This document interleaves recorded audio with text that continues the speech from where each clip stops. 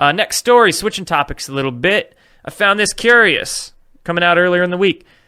A lot of news was reporting on this. Mainstream media, Zero Hedge, it went viral. It was the clickbait headline that went all over, but the Earth just started spinning faster than ever before, and scientists don't know why.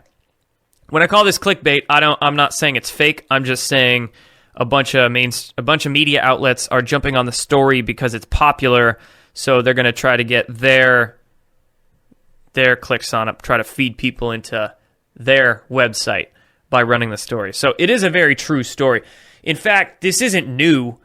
I've been following the work of Ben Davidson, Suspicious Observer's YouTube channel. I've been following his stuff for years, but he has been reporting on this for at least 6 months. So he's been talking about it a lot and updating every single time that the Earth is found to spin a few milliseconds faster in a day.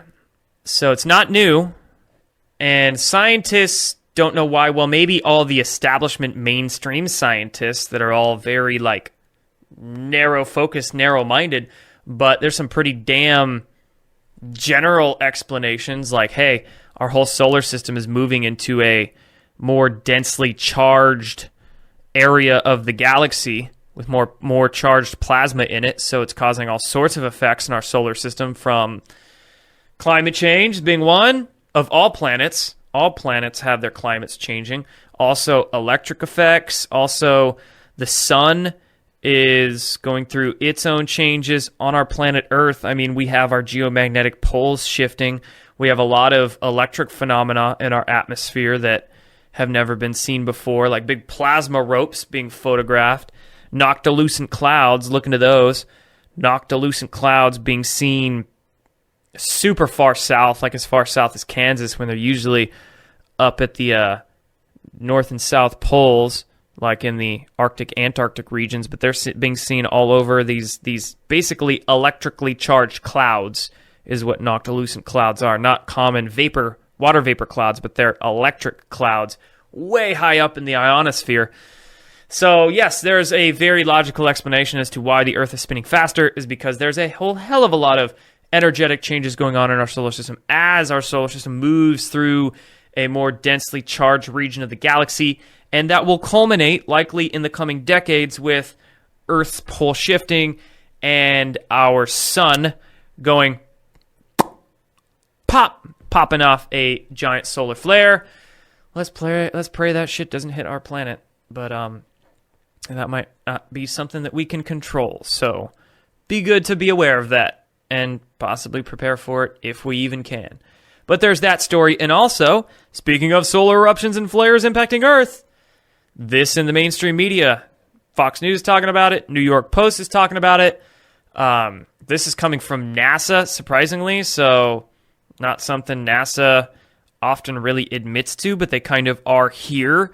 I know there's common conspiracy theory rhetoric that, oh, NASA lies.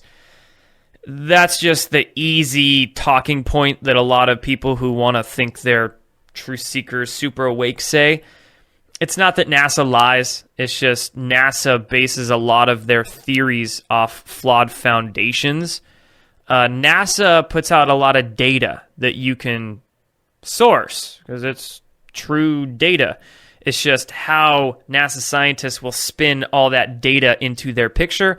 Might not often be the correct picture, but to say NASA lies is like saying, I don't know, you can't say an organization of like tens of thousands of people are all going to be lying to you.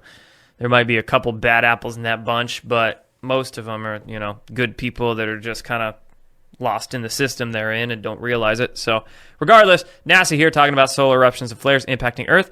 Yep, they could, and they will. And as we progress more into a technological age, even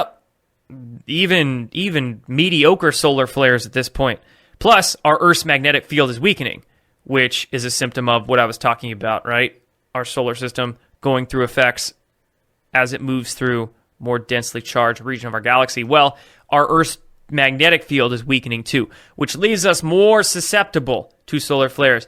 At the very same time, we're moving into a more technological age, so it's just all lining up. All these factors are making us very susceptible to solar discharges, whether that's a plasma filament, a solar flare, or a coronal hole stream. All of these things that the sun does affect our planet and will affect it more in the coming years. So again, this is why I constantly track solar weather. This is why I talk about it. It's a subject that not a lot of people are very familiar with, and they damn well need to get more familiar with it. So that's that.